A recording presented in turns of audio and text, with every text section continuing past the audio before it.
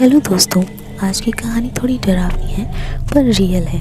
अगर आपको आज की कहानी अच्छी लगे तो प्लीज़ हमें कमेंट बॉक्स में ज़रूर बताइएगा ताकि हम ऐसी ही कहानी आपके लिए और भी ला सकें। और प्लीज़ इन कहानियों को ढूंढने में और लाने में बहुत मेहनत लगती है, तो प्लीज़ इस कहानी को एंड में एक लाइक और चैनल को सब्सक्राइब ज़रूर कर दीजिएगा। चलिए शुरू करते हैं आज की कहानी, खंडहर।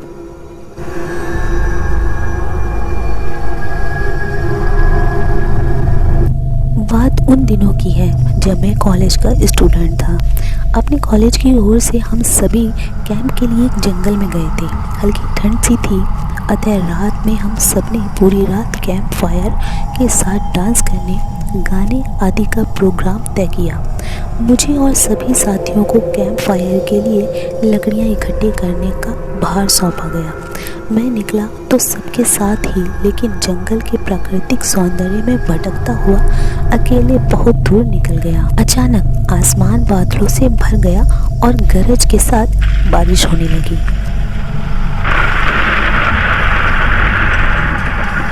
बादलों के लगातार गरजने से मैं पेड़ के नीचे खड़ा रहना मुनासिब न समझ आसपास किसी घर की तलाश में एक दिशा में भागने लगा। मुझे कुछ ही दूरी पर एक लाल ईंटों से बनी शानदार बिल्डिंग नजर आई। बिल्डिंग रोशनी से पूरी नहाई हुई थी और उसमें ढेर सारे लोग हैं, ऐसा दूर से ही लग रहा था। मैं तेजी से भागते हुए उस बिल्डिंग में जा घुसा और सामने से आती हुई खूबसूरत नर्स से टकराते बचा। नर्स ने मुझे घूर कर देखते हुए कहा, बहुत अधिक भीग गए हो, सर्दी लग जाएगी। उधर बाईं ओर एक स्टोर रूम है, वहाँ जाकर जो भी मिले उससे कहना सिस्टर जूलिया ने दूसरे सूखे और साफ कपड़े देने को कहा है, वह तुम्हें कपड़े दे देगा। मैं हक्का बक्का मुंह फाड़े सिस्टर जूलिया को देखता रहा। मुझे एकदम से ये समझ नहीं आया कि मैं क्या करूं। मेरी स्थिति देखकर सिस्टर जूलिया खिलखिलाकर हंस पड़ी और बोली, पहले तो तुम अपना मुंह बंद करो वरना मुंह में मच्छर घुस जाएंगे, और अब जाकर वैसा ही करो जैसा मैंने कहा है। मैं हल्के से सर हाँ में हिलाकर सिस्टर की बताई दिशा में जाने को मुड़ गया। अभी कुछ कदम ही चल पाया था कि मेरे कंधे पर किसी ने हाथ रखा। मैं चौंक कर पीछे मुड़ा और अपने सामने आर्मी की वर्दी में एक युवक को खड़ा मुस्कुराता पाया। मेरे चेहरे पर आश्चर्य का बादल अपना घर बना चुका था, जिसे देखते ही उस युवक को हंसी आ गई। उसने धीमे किंतु दृढ़ स्वर में कहा, मैं कैप्टन विनोद हूँ और यह हमारे देश की आर्मी का हॉस्पिटल है। कैप्टन विनोद की बातों ने मुझे आश्वस्त किया। अब धीरे धीरे सामान्य हो गया और मैंने कैप्टन विनोद को सिस्टर जूलिया की कई बातें बताई। सुनकर कैप्टन विनोद के चेहरे पर रहस्यमयी सी मुस्कान फैल गई और वे बोले, तो सिस्टर जूलिया से भी मिल चुके? जी, क्या मतलब है आपका? कुछ नहीं, चलो मैं तुम्हें सूखे कपड़े देता हूँ, चेंज कर लो, नहीं तो सच में सर्दी लग जाएगी। और मैं कैप्टन विनोद के पीछे पीछे एक बड़े से कमरे में जा पहुँचा। कमरे के चारों ओर हरे रंग के पर्दे लगे हुए थे। एक और एक बड़ा सा बेड पड़ा हुआ था और उसके सामने एक सोफा था। बीच में एक टेबल था जिस पर 2 ग्लास, एक बड़ी बोतल ब्रांडी की और 1 या 2 पत्रिकाएं पड़ी हुई थी। कमरे के एक कोने में एक बड़ी सी अलमारी थी जिसमें से कैप्टन विनोद ने एक आसमानी रंग का कुर्ता पैजामा निकालकर मुझे दिया और कमरे से लगे बाथरूम की ओर इशारा किया। मैं बाथरूम से कपड़े चेंज कर जैसे ही निकलने लगा, मेरी नज़र बाथरूम की एक दीवार पर पड़ी। वह खून की छींटों से भरी हुई थी। यह देखकर मैं घबरा गया और जल्दी से बाहर निकलने को मुड़ा कि बाथरूम में लगे आईने में खुद को ही देखकर चौंक गया। ये क्या? आईने में मेरा पूरा शरीर तो नज़र आ रहा था, लेकिन मेरे शरीर पर मेरा सर गायब था। अब मुझे डर लगने लगा और मैं हड़बड़ाकर बाथरूम से बाहर निकल गया। मुझे इस तरह बाहर निकलते देख कैप्टन विनोद ने हंसकर पूछा, क्या हुआ? अरे हाँ, तुमने तो अब तक मुझे अपना नाम ही नहीं बताया। कहाँ जाओगे? बाहर बहुत तेज बारिश हो रही है लेकिन तुम जाना क्यों नहीं चाहने लगे अचानक, ये मैं समझ ही नहीं पा रहा हूँ। कैप्टन विनोद की आपकी बाथरूम की एक दीवार पूरी खून से छींटों से भरी हुई है और आपके बाथरूम में लगा आईना भी कुछ अजीब सा है। उसमें मुझे मेरा पूरा शरीर तो दिखाई दिया लेकिन मेरा सर ही गायब था। मैं अब बिल्कुल भी यहाँ नहीं रुकूंगा। बारिश में भीगता हुआ ही सही मैं अपने कैंप तक जाऊंगा, कहते हुए मैं कमरे से बाहर जाने वाले दरवाजे की ओर बढ़ा। रुको! तभी कैप्टन विनोद की खड़खड़ाती आवाज़ गूंजी। तो तुमने सब कुछ देख ही लिया? जी, क्या मतलब है आपका? मेरी आवाज़ में डर भर गया था।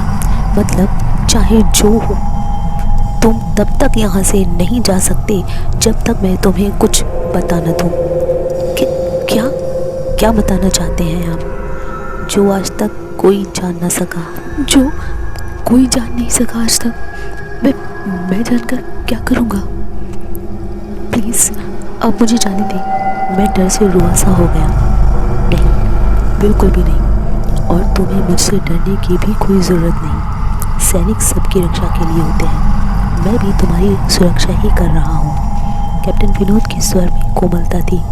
आओ मेरे साथ इस सोफे पर बैठ जाओ। मैं तुम्हें एक कहानी सुनाता हूँ। कहानी ख़त्म होते ही मैं तुम्हें तुम्हारी कैंप तक जीप से छोड़ जाऊँगा। वैसे भी तुम अपने साथियों से काफ़ी आगे निकल आए हो। वहाँ तक तुम अब चलते हुए शायद पहुँच ना पाओ। कैप्टन विनोद के स्वर में जाने कैसी आश्वासित थी। मैं जाकर उनके बगल में बैठ गया। कैप्टन विनोद ने कहना शुरू किया। दुश्मनों ने धोखे से हमारे अस्पताल को अपना निशाना बनाया। दुश्मन देश के 2 सैनिक हमारे सैनिक के वेश में एक हमारे ही घायल सैनिक को लेकर आए। वह घायल था और हमारे देश की सेना ने उसे बहुत ढूंढा लेकिन नहीं मिला था। शायद साजिश के तहत उसे घायल होते ही घुसपैठियों ने कहीं छुपा दिया था। अचानक अपने खोए सैनिक को अपने हॉस्पिटल में पा सभी खुश हो गए और बिना अधिक पड़ताल किए हॉस्पिटल के गेस्ट रूम में घायल को लेकर आने वाले छठा वेशधारियों को ठहरने की इजाज़त दे दी गई। अभी उस सैनिक का इलाज चल ही रहा था कि जोरों का ब्लास्ट हुआ और पूरा हॉस्पिटल एक पल में खंडहर में तब्दील हो गया। प्रणाम। लेकिन हॉस्पिटल तो अपनी शानदार स्थिति में ही खड़ा है। मेरी बातों को अनसुना कर कैप्टन विनोद ने अपनी बात जारी रखी। कोई नहीं बचा उस ब्लास्ट में। दीवार पर पड़े खून के छींटे भी उसी ब्लास्ट में मारे गए हॉस्पिटल के कर्मचारियों के हैं। हाँ, पर यह हॉस्पिटल तो मुझे खंडर नहीं दिखता। जवाब में कैप्टन विनोद के चेहरे पर रहस्य भरी मुस्कान फैल गई और उनका चेहरा अजीब से भावों से भर गया। मैं उनके चेहरे को देखकर अंदर से दहल गया। फिर भी मैंने हिम्मत कर पूछा, आप उस ब्लास्ट में बच कैसे गए? सुनते ही कैप्टन विनोद ठहाका लगा कर हंस पड़े और मुझ पर एक भरपूर नज़र डालते हुए कहा, ये कहानी आज से मात्र 10 वर्ष पहले की है और मैं तो आज से 50 वर्ष पहले ही मर चुका हूँ। इसके आगे उन्होंने क्या कहा मुझे कुछ नहीं मालूम। चेहरे पर गीलापन का एहसास जब काफ़ी हुआ तो मैं जैसे ही नींद से जागा, मुझे घेरे हुए मेरे सभी सहपाठी और टीचर खड़े थे। मेरे आँख खोलते ही मेरे सर ने कहा, थैंक गॉड तुम्हें होश आ गया। तो क्या मैं बेहोश था? हाँ, तुम जंगल में जाने कहाँ भटक गए थे। जब सभी लौट आए और तुम नहीं आए तो हम सभी मिलकर तुम्हें ढूंढने निकले। काफ़ी दूर जाने के बाद हमने एक जीप आती दिखाई दी जिसमें एक आर्मी मैन तुम्हें पीछे की सीट पर सुलाए हुए हमारे कैंप को ढूंढते हुए आ रहे थे। उन्होंने हम सबको भी अपनी जीप पर बिठाया और कैंप तक छोड़ा। हमने उन्हें काफ़ी रोकने की कोशिश की लेकिन वे ये कहते हुए चले गए, अभी नहीं रुक सकता, एक ज़रूरी काम है। जब हमने तुम्हारे बेहोश होने और उन तक तुम्हारे पहुंचने के बारे में पूछा तो बोले सोमेश ही बताएगा और जो भी बताएगा वह सब अशर्त सच होगा। सबकी उत्सुक निगाहें अपनी ओर लगे थे। मैंने धीमे स्वर में पूछा,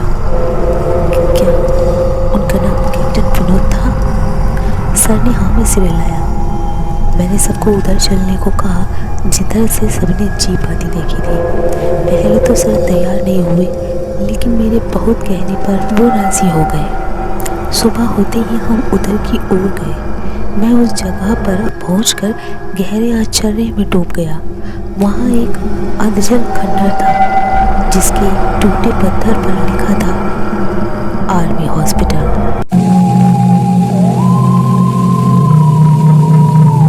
तो दोस्तों, कैसी लगी आपको आज की ये कहानी? अगर आपको ये कहानी पसंद आई हो तो प्लीज़ कहानी को लाइक और शेयर ज़रूर करें और मेरे चैनल को सब्सक्राइब करना ना भूलें। और अगर आपको ऐसी कहानियाँ सुनना पसंद है तो प्लीज़ कमेंट बॉक्स में हमें ज़रूर बताएं, ताकि आगे से हम आपके लिए ऐसी ही कहानियाँ और बहुत ही दिलचस्प कहानियाँ ला सकें। और प्लीज़ चैनल को सब्सक्राइब करके बेल आइकन ज़रूर से ऑन कर लें, ताकि जब भी हम ऐसी कोई कहानी आपके लिए लाएं तो वो सबसे पहले आप तक पहुंच सके। तो चलिए मिलते हैं फिर अगली वीडियो में। तब तक के लिए धन्यवाद। अपना ख्याल रखिए, हंसते रहिए, मुस्कुराते रहिए।